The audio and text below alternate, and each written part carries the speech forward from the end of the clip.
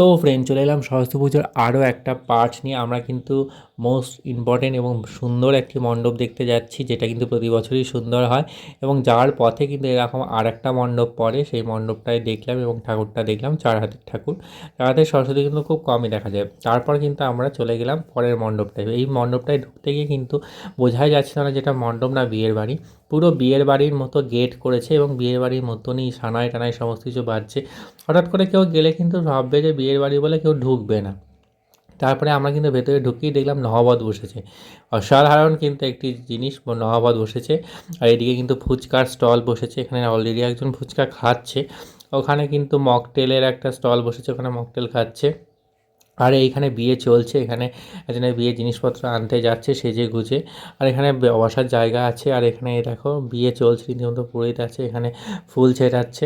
এখানে কিন্তু চা কফির একটা স্টল আছে। আর এখানে কিন্তু গিফট পেয়েছে, সেই গিফটগুলো রাখা আছে। এখানে কিন্তু মা সরস্বতী বসে আছে রাজ সিংহাসনে, মানে রিসেপশন লুকসে বসে আছে।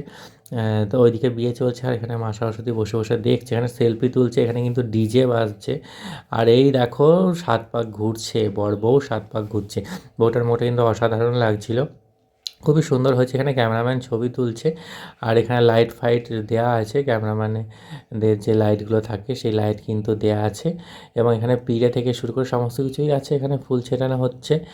আর এখানে আগুন ফাগুন, আগুনটা তো জ্বালানো হয়নি, মকটেলের জায়গা খুব সুন্দর। আমার কিন্তু অসাধারণ লেগেছে মণ্ডপটা। আর দেখো এখানে কিন্তু বিয়ের মণ্ডপটাও খুব সুন্দর করেছে। ছবি থেকে শুরু করে সমস্ত কিছুই, ছবি তোলা থেকে শুরু করে সবটাই সুন্দরভাবে করেছে। আমার কিন্তু খুব ভালো লেগেছে। আমি অনেক ভিডিও করেছি, অনেকক্ষণ ধরে ভিডিও করেছি।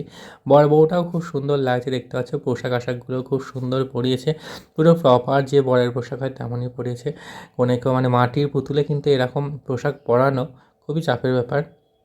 তো যে করেছে তার হাত খুবই সুন্দর। ঠাকুরটাও কিন্তু অসাধারণ করেছে।